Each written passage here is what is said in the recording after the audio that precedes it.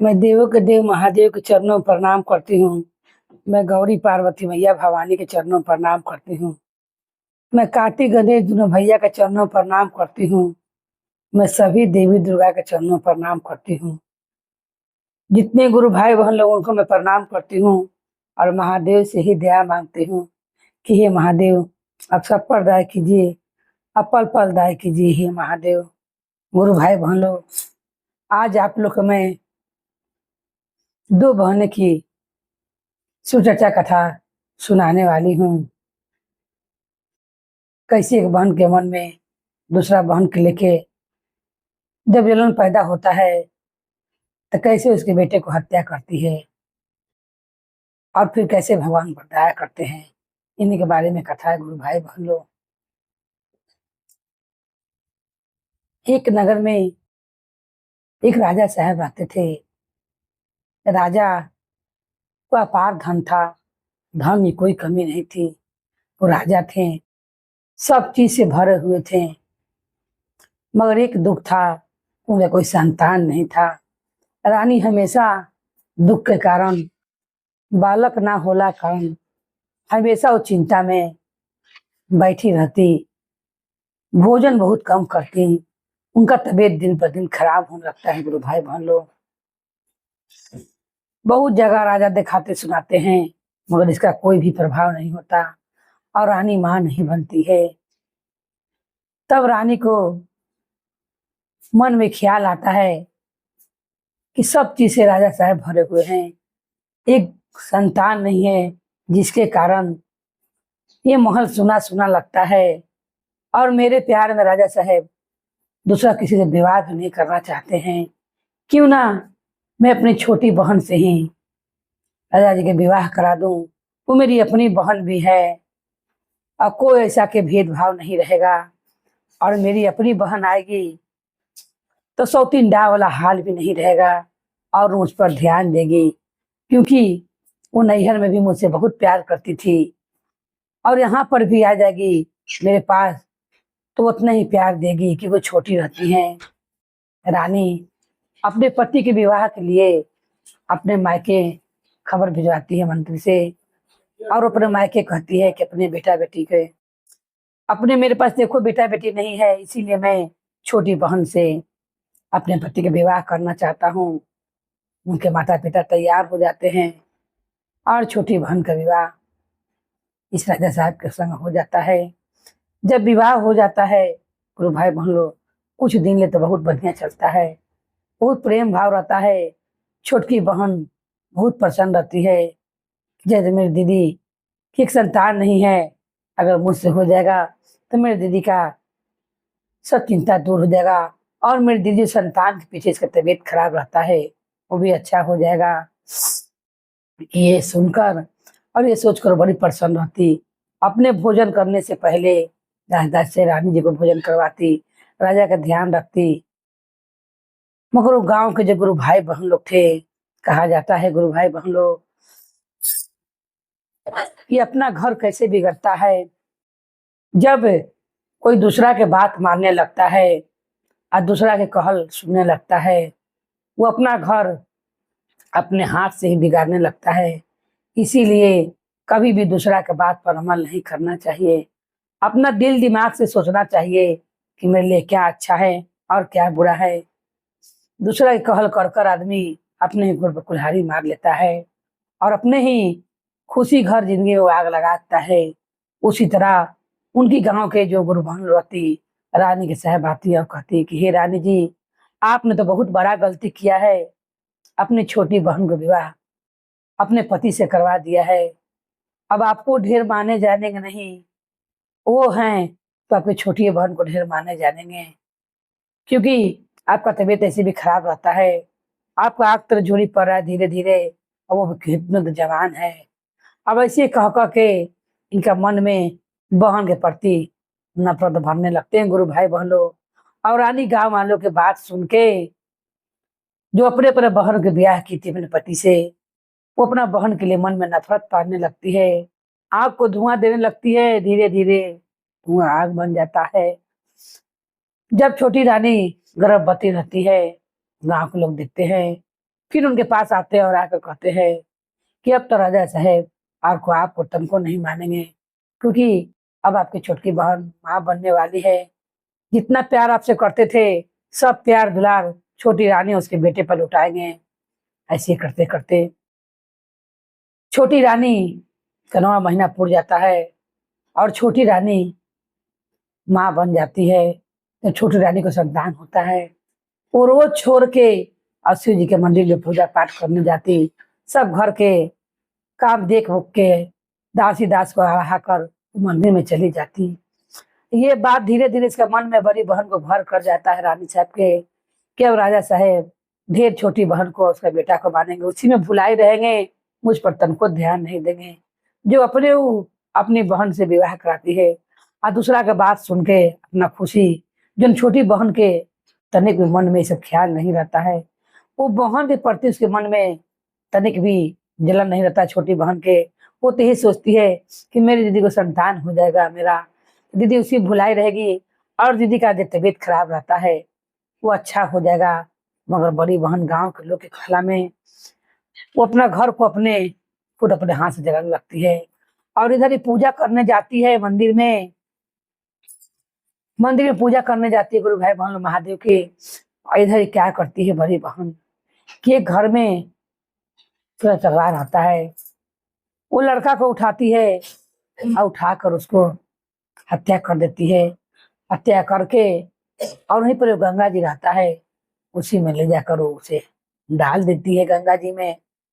पहले गांव के लोग जो बड़ी बहन को आकर सिखाते थे और कहते थे, कहा जाता है कि कितने लोग की आदत रहता है इनके मुंह पर इनका ऐसा, उनका मुंह पर उनका ऐसा कहने का। उसी तरह वो ये देखकर कि रानी उनकी बेटे की हत्या करके गंगा जी में डालने के लेके चली जा रहे हैं, तुरंत तो मंदिर में वही गुरु भाई बहनों जाते हैं और कहते हैं कि जिसके लिए तुमने अपनी शादीशुदा बहन के पति से विवाह किया और देखो वही तुम्हारे बेटे को जान मारकर गंगा जी में डाल आई है। ये सुनते ही उसका लगता है कि जमीन तर से पैर खिसक गया, पैर तर से जमीन खिसक गया गुरु भाई बहन लोग। और वो बहुत दुखी हो जाती है और दुखी वहां से होकर सोचती है कि अब मैं घर जाकर क्या करूंगी।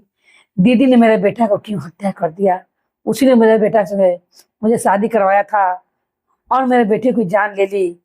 अरे वो मेरा हाथ का तारा था, ऐसा सोच के, क्योंकि उसी पास छोड़ के वो खेलने कूदने और मंदिर आया करती थी। वो क्या जानती थी कि मेरी बहन का मन में ऐसा है कि मेरे बेटे को जान ले लेगी। और वहां से वो दौड़ती गिरती पड़ती है, सोच कर आती है कि मैं गंगा जी में जाकर डूब कर मर जाऊंगी। क्योंकि सोचती है कि अब मैं राजा साहब से क्या कहूंगी, अगर गोतिया के बात रहता तो कहबे करती कि गोतिया ने ऐसा कुछ कर दिया है। मेरी अपनी खून मेरी बहन ने मेरा बेटा का हत्या किया है। कोई भी गांव नगर और लोग जानेगा तो सोचेगा कि जब रानी ऐसा है तो उसी का बहन ने भी इसका व्यवहार वैसा ही होगा, वैसा ही इसका भी स्वभाव होगा।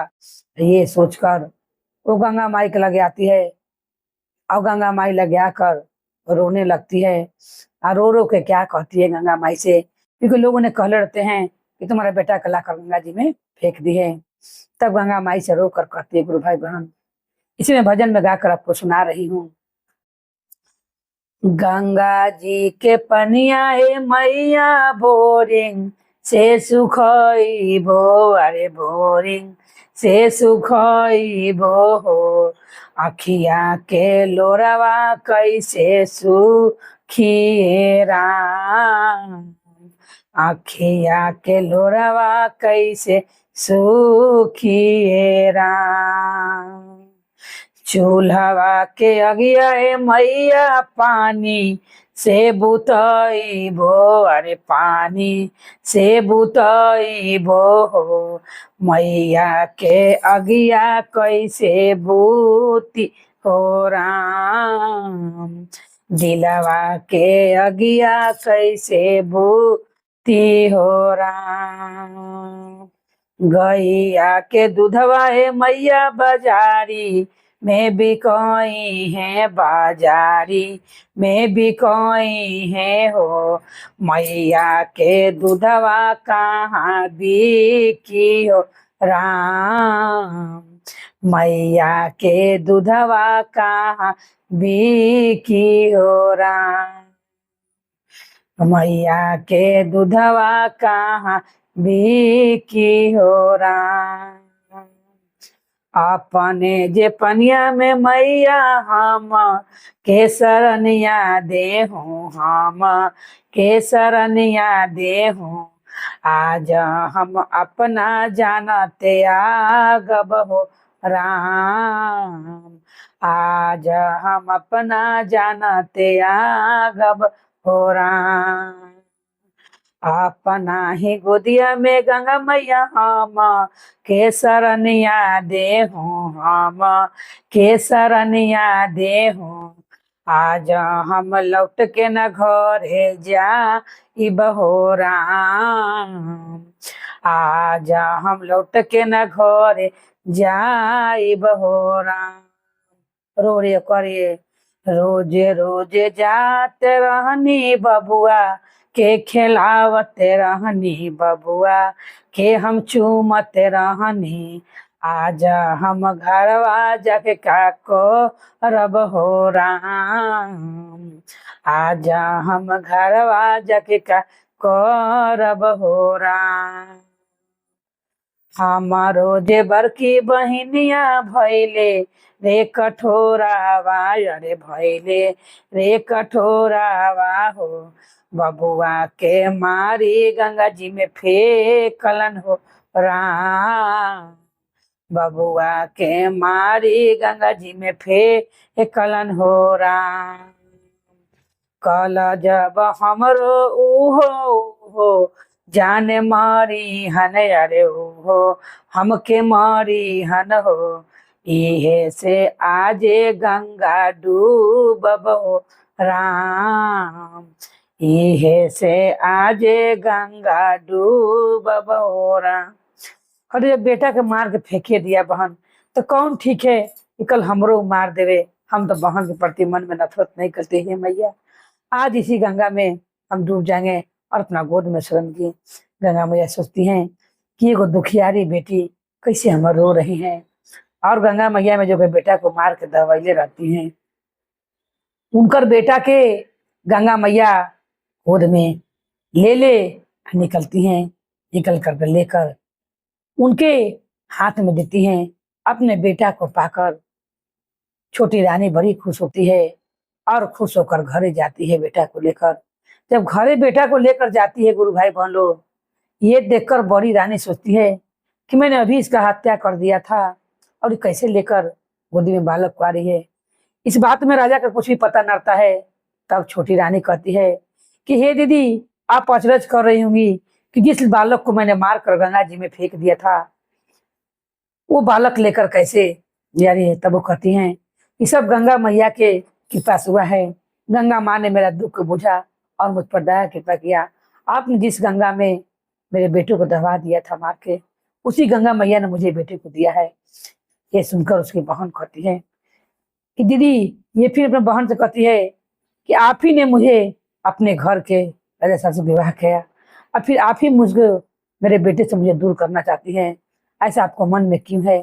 तब वो कहती है, उसे समझ आ जाता है कि मेरी बहन ने पहले राजा साहब के पास नहीं गई। अगर राजा के पास जाती तो राजा मुझे भक्ति झोंकवाते या मुझे घर से निकाल देते। तो समझती है कि मेरी बहन मेरे को कुछ नहीं करेगी और मुझे मेरे पति से अलग भी नहीं करेगी। क्योंकि अगर बहन को ऐसा मन में रहता तो पहले अपने बेटा को लेकर राजा के पास जाती और बहन की शिकायत करती। तब अपने बहन की शिकायत नहीं करती है और बहन को समझाती है कि हे दीदी, ये पुत्र मुझसे बेसी तुम्हारा है और मैंने तुम्हारे चलते से जन्म दिया। तुम इसी पे भुलाव रहोगी। तुम्हारे जो कमी है पुत्र का ये पूरा करेगा। तो अपने मन में ऐसा ख्याल नहीं लाना। तब बड़ी बहन छोटी बहन से माफी मांगती है और कहती है कि मैं इस गांव वाले के भाखड़ा में आ गई थी। और फिर दोनों बहन मिलकर अपने बेटे को लेकर रहने लगती है। फिर सारा लार प्यार दुलार बड़की रानी उस बेटे पर लुटाने लगती है। मगर इस बात का राजा का भनक नहीं जाता है। वो भी एक बहन रहती है, गुरु भाई बहन लोग, दूसरा बहन रहता तो बहन की शिकायत करके तुरंत घर में से निकाल देता। मगर उसने ऐसा नहीं किया। तब बहन का फिर विश्वास हो गया, हे गंगा मैया, जितना अपने दुखियारी का दुख समझा उसी तरह सबका दुख समझिएगा। अगर कोई डूब जाए उन्हें भी किनारा पर ला दीजिएगा, कोई अपना घर द्वारे चल जाए।